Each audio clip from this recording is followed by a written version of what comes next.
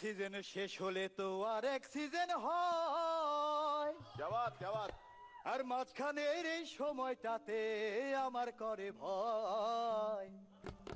আরে একটা সিজন শেষ হলে তো আর এক সিজন হয়, মাঝখানের এই সময়টাতে আমার করে ভয়। জানি না আবার কবে দেখা হবে, আবার হঠাৎ দেখা হলে জানি না আবার কবে দেখা হবে, আবার হঠাৎ দেখা হলে আমি ওই পায়ে আবার ছোব পড়ে যাওয়া কলম তুলার ছলে। क्या बात मास्टर मास्टर मास्टर নমস্কার, আসসালামু আলাইকুম। वालेकुम सलाम আশেপাশে শুভঙ্কর দা নাই তো?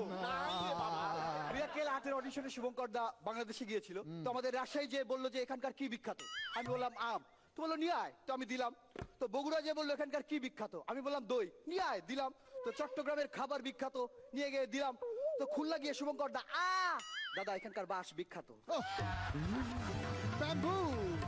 শুভঙ্কর দাকে থ্যাঙ্কস, মিরাক্কেলের কারণেই আজকে আমি এত পপুলার যে সব জায়গায় একটু এক্সট্রা ভাব নিয়ে দাঁড়াতে পারি, একটু এক্সট্রা গিয়ার নিয়ে আমি আসলে কথা বলতে পারি। তো সেদিন হোটেলে গিয়ে তো খাবারের অর্ডার দিব, এই গ্লাসটা ভালো করে ধুয়ে নিয়ে যা, এই প্লেটটা আবার ধো, এটা পরিষ্কার, আর একটা টিস্যু নিয়ে চেয়ারটা সরা।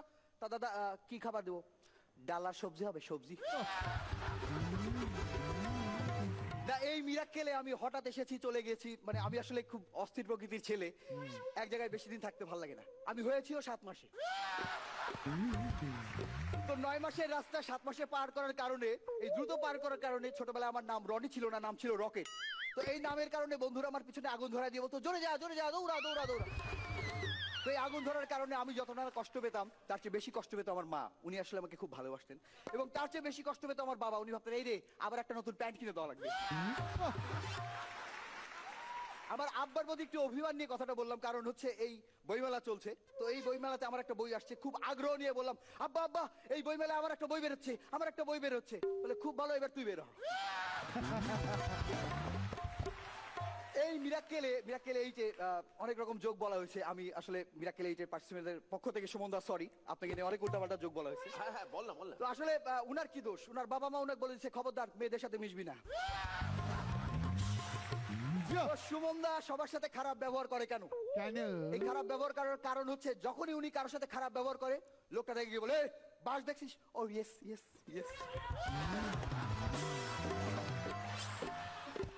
তো হঠাৎ রাস্তাঘাটে মানে ইয়ে হলে একটা সুযোগ পেলে যোগটোক বলে ফেলি। তো আমার এক বান্ধবী খুব খুশি আমার উপর, তো বলে রনি তোমার সাথে যতক্ষণ থাকি ততক্ষণই খুব আনন্দে থাকি। তো আমি বললাম এক কাজ করো, তুমি 5-6 দিন থাকো, আমি অল টাইম যোগটোক বলবো। তো যে কয়দিন ছিল আমি দিন রাত অল টাইম যোগ শুনেছি। তো সে তো দেখি খুশি হওয়ার কথা, হুট করে দেখি 2 দিন পর সকালবেলা ঘুম থেকে ওটা চলে যাচ্ছে। আমি বললাম কি ব্যাপার, তুমি যাচ্ছ কেন? বলছে না রনি তুমি শুধু হাসাই পেট ব্যথা করলা। বুঝতে পারলাম যে আসলে ঠিক যে বিষয়টাতে আমার শ্রম দেওয়া দরকার, সেই বিষয়টাতে আমি অলসতা করে ফেলছি।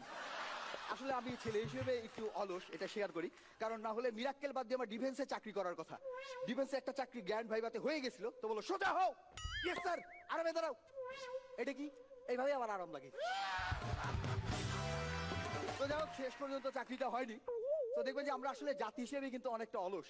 বিদেশে একবার গেলাম, তো সেখানে গিয়ে দেখি যে একটা বাঙালি 50 বছরের বৃদ্ধ, তার অবস্থা খুব খারাপ। I need help. তো ওখানকার একটা বিদেশি আসছে হুইল চেয়ারে, no problem sir, I will help you, please sit down. তো বসছে, তো যে লোকটা ঠেলে নিয়ে যাচ্ছে ওই বিদেশির বয়স 80 বছর। আমাদের আসলে কি হয়, আমরা ছোটবেলা থেকে পড়াশোনা করি, একবারে পড়াশোনা শেষ করে বেঞ্চে বসে অভ্যাস, যখন একটা চাকরি পাই এরকম একটা চেয়ারে বসার সুযোগ হয় এবং খুব ভাব, আরে বাবা কি হলাম, এরকম একটা চেয়ারে বসে সেই ভাব থাকে।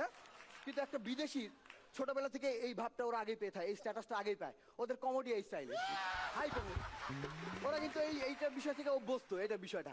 আর আমাদের কাছে হাই কমেডটা খুব কষ্টের, এরকম হাইটে বসে থাকা, মানে কষ্টটা আমার না পটি পরে আঘাত পাবে এটা বোঝা কঠিন। আমাদের দেখবেন কমোড হচ্ছে একবারে প্যান্ট কমোড, যেটা একবারে ফ্লোরের সাথে লাগানো, তো ওই হাইটে বসা এটা আমাদের জন্য খুবই কষ্টের। মানে আমাদের জন্য কোনোভাবে ভালো হয় যদি কোনোভাবে এভাবে করা যেত।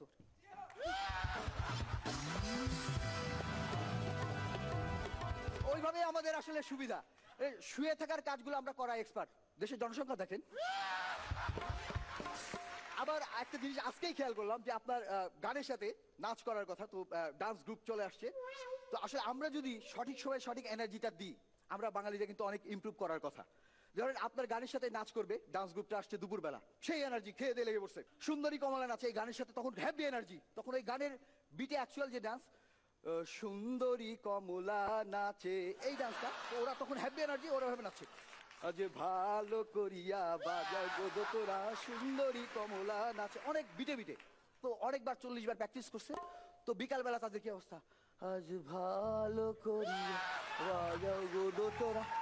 এবার লাস্ট বিট দেয়, উনার গানের সঙ্গে ডান্স করতে আসছে ডান্স গ্রুপ, আজ ভালো করিয়া বাজাও গো তোরা সুন্দরী কমলা নাচে।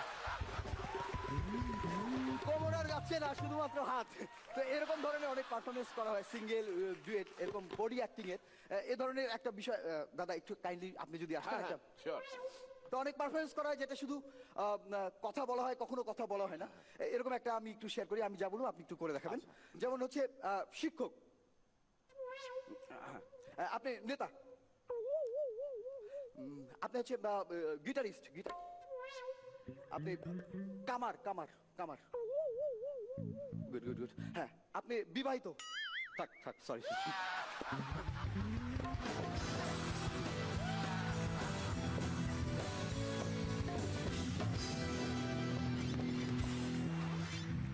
একটা মন্তব্য করি, হ্যাঁ স্যাঁকড়া ঠুকটাক কামারের এক ঘা।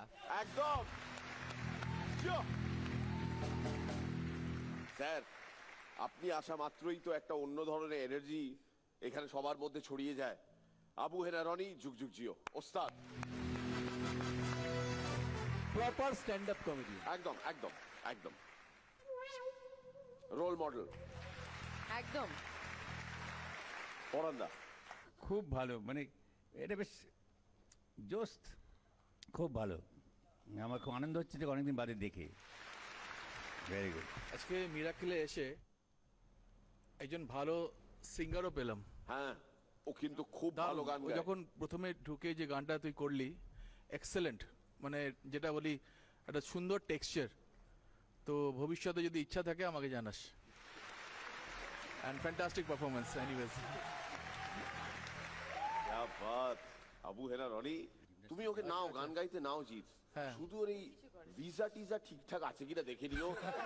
এরকমও হতে পারে তোমার একটা স্ট্যান্ডা গিয়ে বাংলাদেশ চলে গেল, পরের স্ট্যান্ডা গাইতে আর আসতে পারছে না। শ্রীলেখা, হ্যাঁ, খ্যাপা পাগলা আর্টিস্ট মানুষ ভাই, সে তো আছে। Artist, he is an artist. কারো কারোর সাথে জন্মদিন শেয়ার করলে যেরকম আনন্দ হয়, নাম শেয়ার করলে ওরকম আনন্দ হয়। একদম একদম। Abu Hena Roni, fantastic, thank you so much. ও আসা মানেই একটা আলাদা জোশ, আলাদা এন্থু। কম্পিটিশন ওভার, এখন রিল্যাক্সড হয়ে আমরা এনজয় করছি মিরাকেলের এই সিজন 8 এর grand finale. Thank you Roni, thank you.